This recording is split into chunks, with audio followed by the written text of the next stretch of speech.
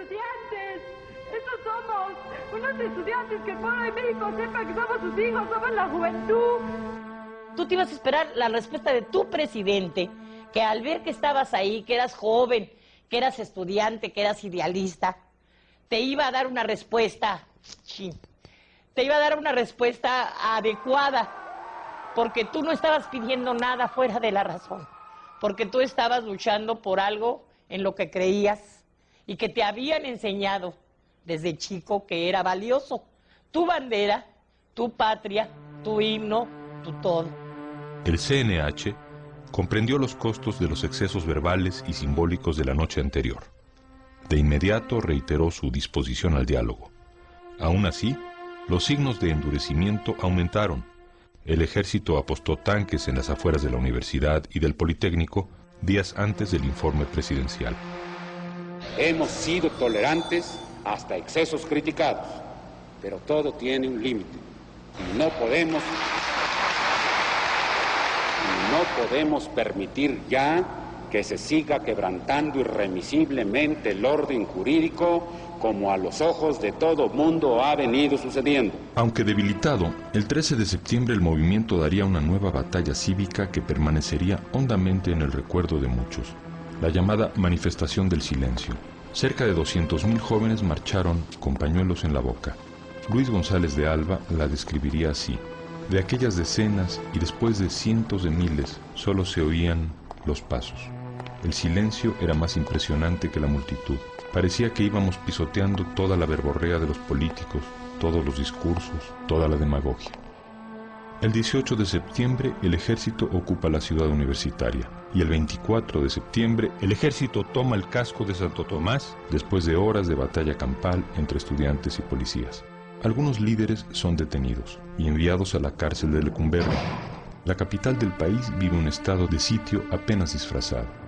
El día 30 el ejército sale de la ciudad universitaria. El 2 de octubre 3 líderes estudiantiles iniciaban las pláticas oficiales con representantes del gobierno en la casa de Barrosierra. El movimiento estudiantil declinaba de manera evidente. Mermados y golpeados, los dirigentes que quedaban libres convocaron a un mitin en la Plaza de las Tres Culturas, en Tlatelolco. El 2 de octubre se reunieron entre 5 y 10.000 personas en la Plaza de las Tres Culturas, un lugar cerrado con apenas 2 accesos, una verdadera trampa natural. Queríamos que fuera un mitin muy rápido porque acabábamos de salir pues de la ocupación de las escuelas por el ejército. Entonces era llegar y salir rápido.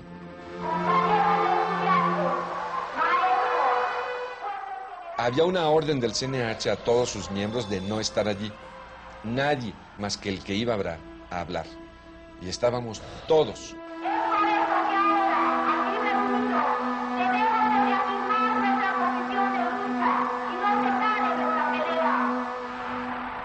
Desde la mañana los tanques se habían apostado en los alrededores de la plaza.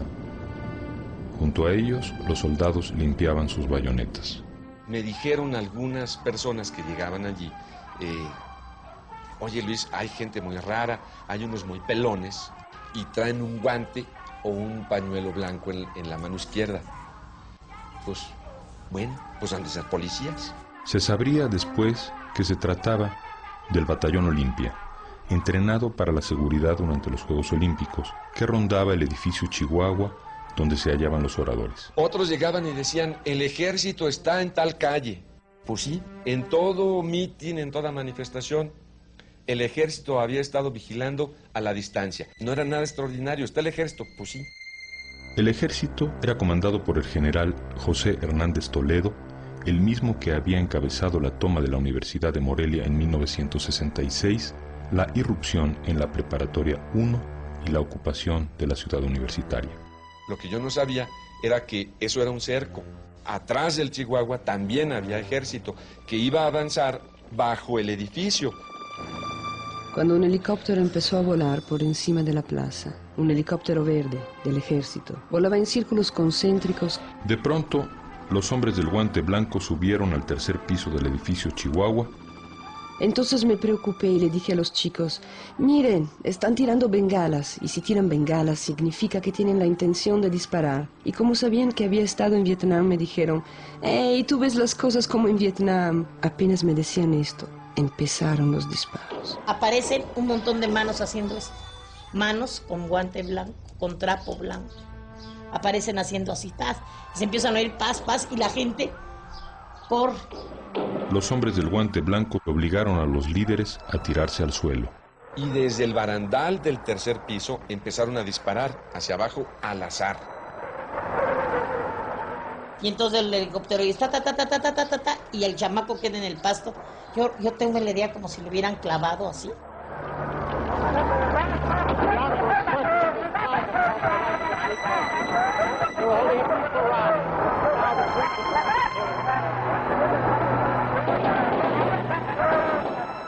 Entonces hubo un momento en que los que estaban disparando desde el barandal en el tercer piso hacia abajo, le dieron a soldados que en ese momento traspasaron el borde del edificio y le empezaron a disparar al batallón Olimpia. Los fusiles no los dirigían hacia arriba, los dirigían hacia abajo. Vi cómo caía la gente, los jóvenes. La misión del ejército, señala Díaz Ordaz en sus memorias, era impedir que los alborotadores tomaran la Secretaría de Relaciones Exteriores que se encuentra en el costado sur de la plaza. Los disparos venían de todas direcciones. Me sentí herida y gritaba que estaba herida, y mis gritos y los de los demás quedaban ahogados por las ráfagas de ametralladora. La matanza continuaba en la plaza. La gente se dispersaba aterrorizada, tratando de escapar de la lluvia de balas que caía sobre ella. El fuego nutrido duró poco más de 1 hora. A las 7:45 una tanqueta disparó contra la plaza.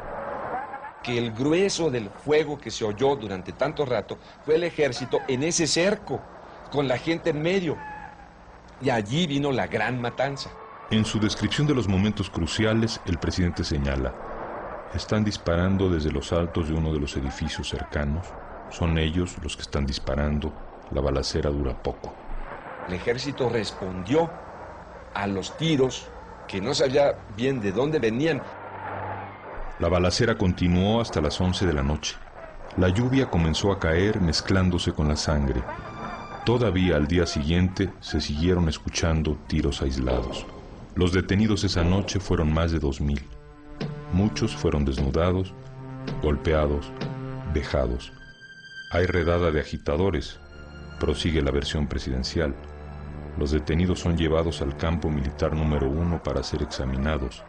Se practica una requisa de metralletas. Hubo clara consigna de no dejar huella de la matanza. Se apagaron las luces de la plaza y sus alrededores y se cortaron las líneas telefónicas. El ejército amenazó a los fotógrafos y a un periodista extranjero, lo hirieron con bayonetas para obligarlo a soltar el rollo de su cámara. Se impidió la entrada de las ambulancias a la plaza. La censura informativa se extendió a los hospitales, donde la policía impedía el paso de quienes llegaban a preguntar por algún familiar. Se contaba con que iba a haber represión, con que podía haber represión, pero no de la magnitud con la que se dio el 2 de octubre. Fue una represión feroz, inusitada, cobarde, que cortó de tajo con el movimiento y con la vida de más de 300 mexicanos.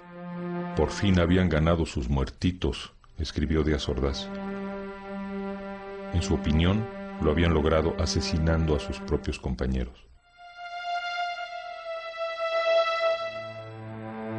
El 3 de octubre, la prensa habló de unos 20 muertos. En un libro publicado 3 años después, Elena Poniatowska citó el testimonio de una madre que desde una ventana buscaba a su hijo y que contó 65 cadáveres en un solo lugar.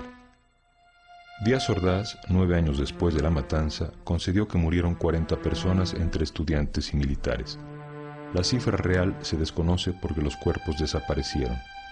Es probable que fueron quemados.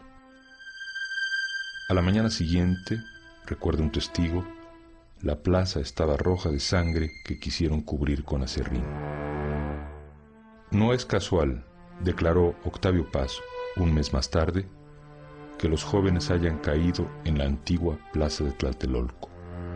Allí precisamente se encontraba, decía Paz, el templo azteca, Teocalli, donde se hacían sacrificios humanos. Los versos de un poeta náhuatl describían con exactitud lo ocurrido. Y el olor de la sangre mojaba el aire, y el olor de la sangre manchaba el aire.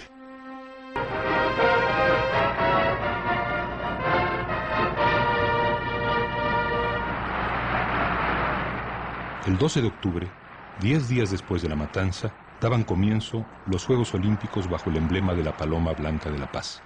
Minutos antes de que Díaz Ordaz los inaugurara, un grupo de asistentes al estadio de la ciudad universitaria hizo volar sobre el palco presidencial un gran papalote que representaba una paloma negra.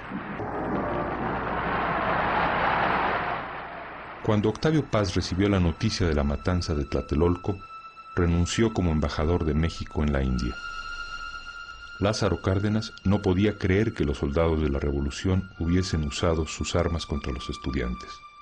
Un año después, al rendir su quinto informe de gobierno, Díaz Ordaz se refirió con detenimiento a los sucesos del 2 de octubre. Asumo íntegramente la responsabilidad personal, ética, social, jurídica, política e histórica por las decisiones del gobierno en relación con los sucesos del año pasado.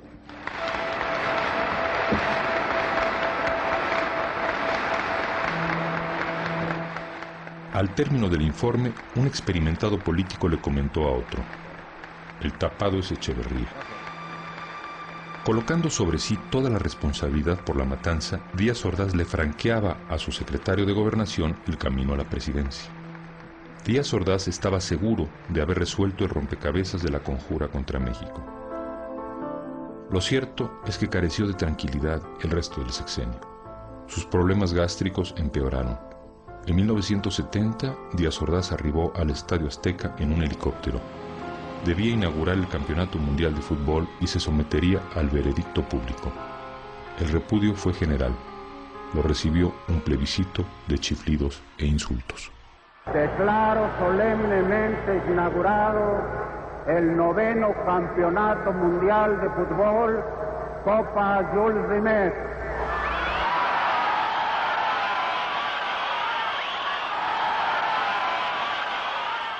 En 1977, Gustavo Díaz Ordaz fue nombrado embajador de México en España y se vio obligado a salir del aislamiento en que vivía. Cuando los periodistas le hicieron las preguntas obligadas sobre el 68, contestó acompañando las palabras con golpes en la mesa. Que va a España un mexicano limpio que no tiene las manos manchadas de sangre.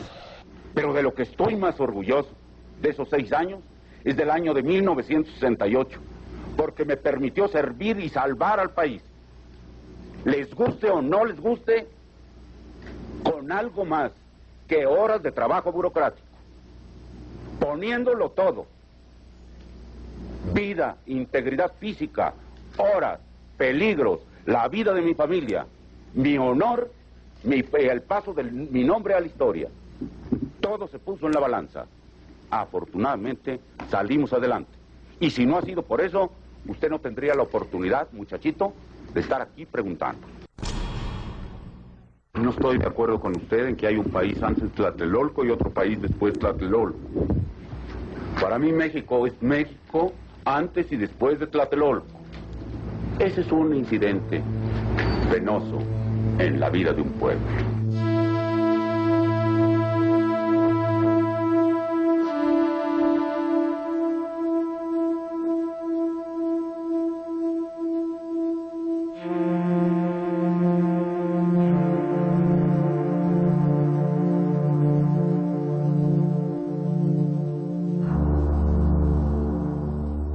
Díaz Ordaz murió en 1979 de cáncer en el colon.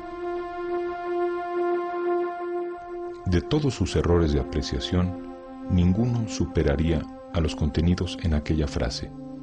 La historia la reescribiría así: México no fue el mismo antes y después de Tlatelolco, y no lo fue en parte muy importante debido a Tlatelolco.